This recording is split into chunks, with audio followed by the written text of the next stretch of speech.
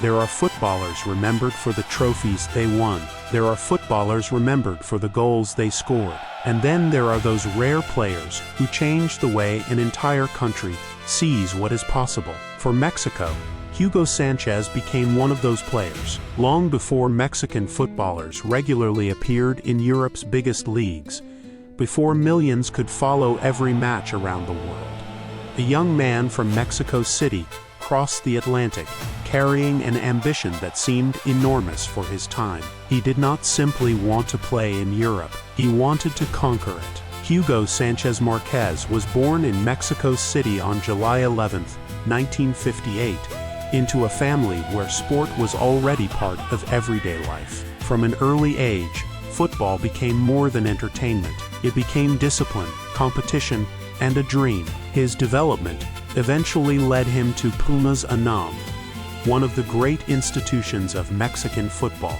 There, the young forward began revealing the qualities that would later make him famous around the world.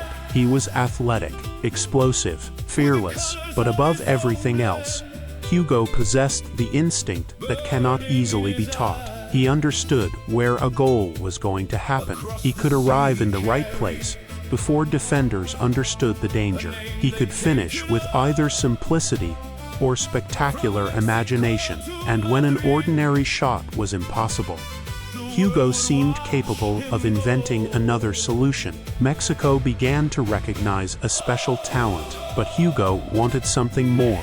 Europe, for a Mexican footballer at the beginning of the 1980s, succeeding in European football was a very different challenge from the one players face today. The pathways were fewer, the cultural distance felt greater, and Mexican players were not yet arriving at Europe's elite clubs in significant numbers. Hugo Sánchez was about to challenge that reality.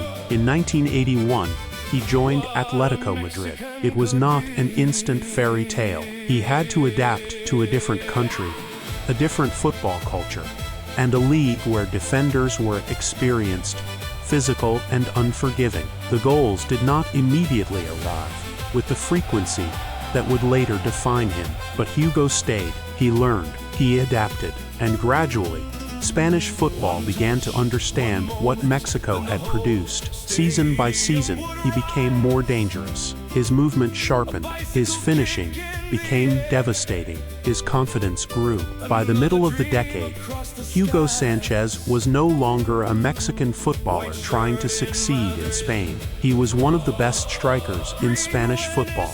His final great statement for Atletico came in 1985. In the Copa del Rey final against Athletic Club, Hugo scored both goals in Atletico's 2-1 victory. He left the club as a champion, and waiting across Madrid was the opportunity that would transform him from a great striker into a global football legend.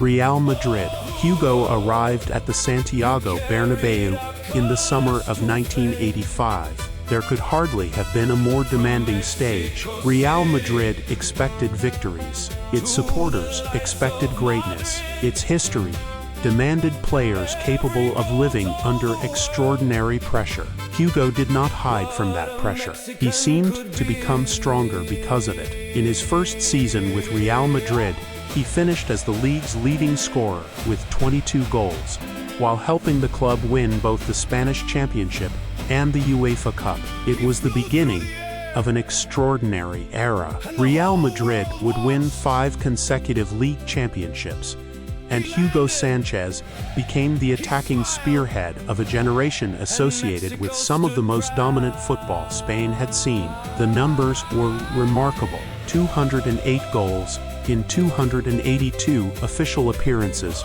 for Real Madrid, 4 Pichichi trophies while wearing white, a European golden shoe, 5 league championships. But numbers alone cannot explain why people still remember Hugo Sánchez. You had to watch the goals. Hugo transformed finishing into something theatrical without making it inefficient. He scored with one touch. He attacked crosses before defenders could react. He produced volleys from difficult angles. And then there were the bicycle kicks. For many supporters, The image of Hugo Sánchez suspended in the air, body almost horizontal, striking the ball above the ground, became one of the defining images of Spanish football in the 1980s. He did not merely score goals. Sometimes he seemed to perform them, and after the ball reached the net, came another unmistakable signature, the celebration. Hugo would run, launch himself forward and complete his famous somersault. Goal, somersault, celebration. It became part of his identity. Children could imitate it. Supporters expected it. Opponents knew exactly what it meant. Another Hugo Sánchez goal.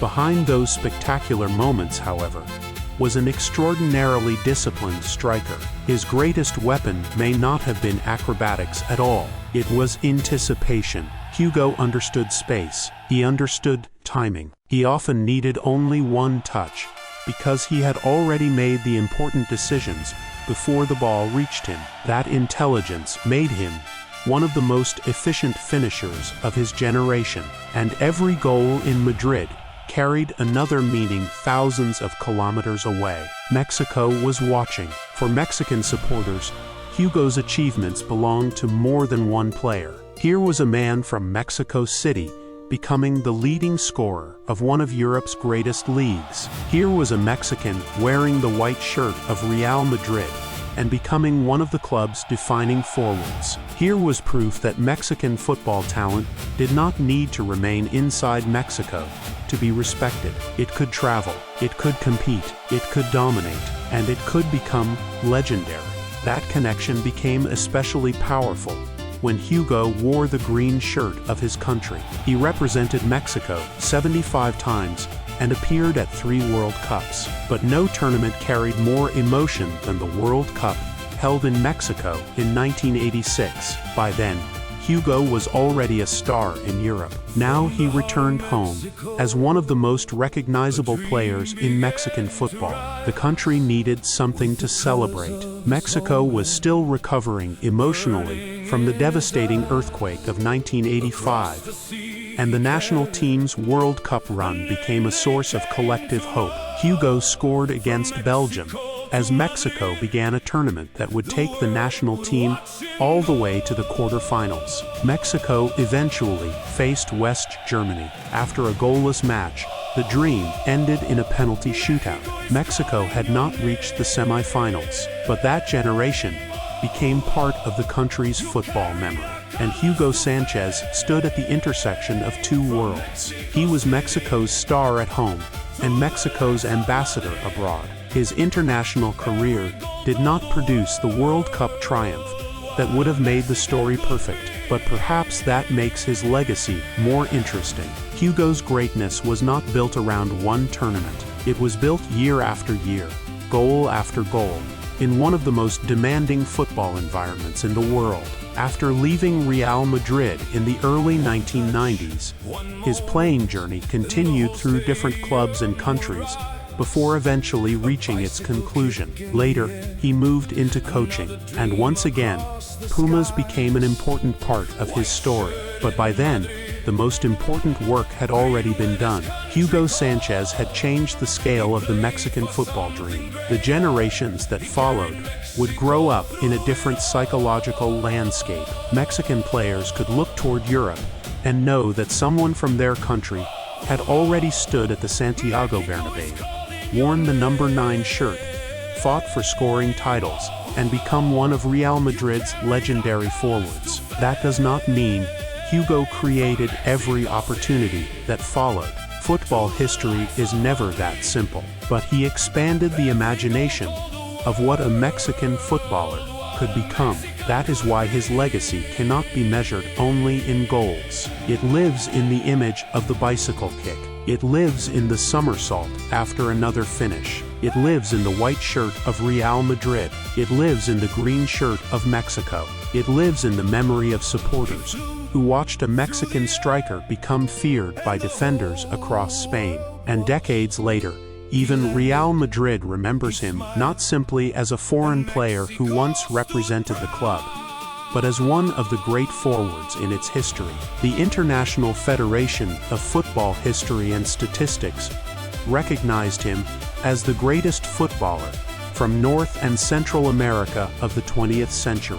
Yet perhaps his most important achievement cannot be placed inside a trophy cabinet. Hugo Sánchez gave Mexican football something larger than silverware. He gave it evidence. Evidence that a Mexican player could leave home, enter one of football's most demanding cultures, survive the pressure, become the best scorer in the league, and earn a permanent place among the legends of one of the world's greatest clubs. Before Hugo, Europe was a distant dream for many Mexican footballers. After Hugo, that dream had a face, a white shirt, a spectacular finish, and one final somersault. His name was Hugo Sánchez, the boy from Mexico City who went to Europe, not simply to participate, but to prove that Mexican football belonged on the biggest stage in the world.